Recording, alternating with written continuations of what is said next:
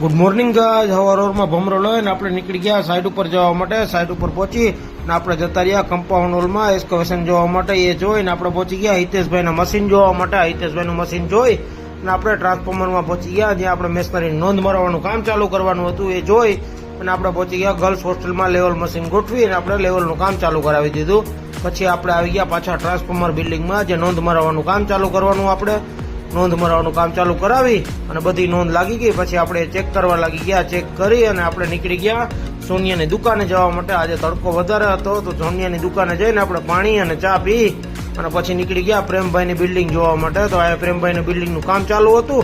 એ જોઈને આપણે પહોંચી ગયા બી પાર્ટમાં. બી પાર્ટમાં આટો મારી અને આપણે પાછા જતા રહ્યા કમ્પાઉન્ડ હોલના પોઈન્ટ લગાવવા માટે. તો ટીએસ મશીન ગોઠવીને કમ્પાઉન્ડ હોલના માર્કિંગ ચાલુ કરાવી દીધું. રામને ચડાવી દીધો કમ્પાઉન્ડ હોલ ઉપર. એ જોઈ અને આપણે પાછા નીકળી ગયા ઓફિસ તરફ. આજે